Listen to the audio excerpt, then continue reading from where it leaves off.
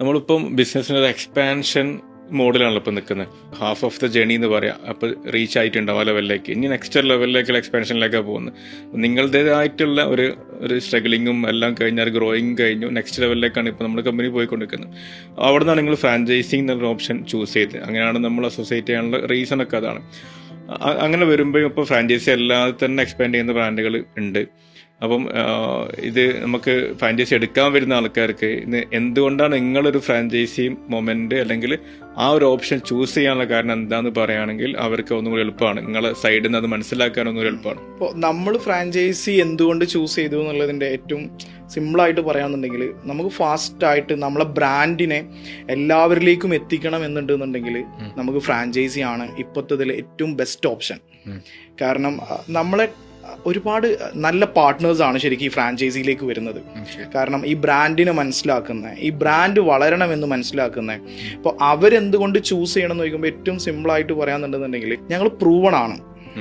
ഞങ്ങൾ പ്രൂവൺ എന്ന് പറഞ്ഞു കഴിഞ്ഞാൽ ഞങ്ങൾ വേറെ ഉള്ളവരുടെ ഫണ്ട് കൊണ്ടല്ല പ്രൂവൺ ചെയ്തത്.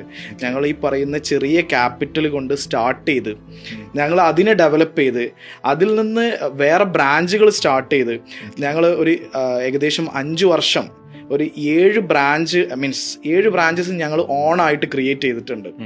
അപ്പോൾ ആ 7 ബ്രാഞ്ചസ് ക്രിയേറ്റ് ചെയ്തതും ഞങ്ങൾ ഏത് സ്റ്റേജിലാണോ സ്റ്റാർട്ട് ചെയ്തത് അതേ ഒരു സ്റ്റേജിലല്ല അതിനെ ഡെവലപ്പ് ചെയ്തത്.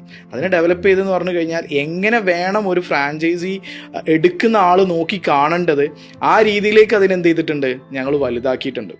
അപ്പോൾ ഒരു ഫ്രാഞ്ചൈസി എടുക്കുന്ന ആൾ നമ്മളെ ഏറ്റവും കൂടുതൽ അട്രാക്റ്റ് ചെയ്യുന്നൊരു പോയിന്റ് എന്ന് പറയുന്നത്, ഞാൻ മനസ്സിലാക്കുന്നത് ഹാപ്പൻ ഹോപ്പിൻ്റെ ഒരു ജേണി തന്നെ ആയിരിക്കും. കാരണം ഞങ്ങൾക്ക് അൽഹംദുലില്ലാ എന്തില്ല, ഫോൾസ് ഇല്ല. ഞങ്ങൾ ഇതുവരെ വന്ന വഴിയിൽ ഞങ്ങളുടെ ഒരു ഔട്ട്ലെറ്റ്സോ കാര്യങ്ങളോ എന്ത് ചെയ്യേണ്ടി വന്നിട്ടില്ല, ഞങ്ങൾക്ക് ക്ലോസ് ചെയ്യേണ്ടി വന്നിട്ടില്ല. കാരണം അത് ഞങ്ങളുടെ ഒരു ഭയങ്കര മെറിറ്റ് ആയിട്ട് തന്നെയാണ് ഞങ്ങൾ.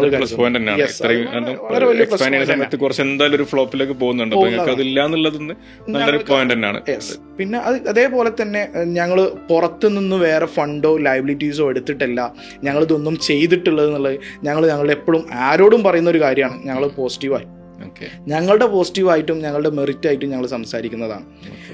നെക്സ്റ്റ് അതേപോലെ തന്നെ പറയുകയാണെന്നുണ്ടെന്നുണ്ടെങ്കിൽ 100% ട്രസ്റ്റ് ചെയ്യാൻ പറ്റും. ഞങ്ങളുടെ വിഷൻ ഞങ്ങൾക്ക് എന്താണ് പ്യുവറാണ്. അപ്പോൾ ആ വിഷനിലേക്ക് എന്ത് ചെയ്യാൻ പറ്റും, അവർക്കും ഞങ്ങളെ കൂടെ ഒരുമിച്ച് യാത്ര ചെയ്യാൻ പറ്റും എന്നുള്ളൊരു കാര്യം നമുക്ക് എന്ത് ചെയ്യാൻ പറ്റും, ഉറപ്പ് കൊടുക്കാൻ പറ്റും.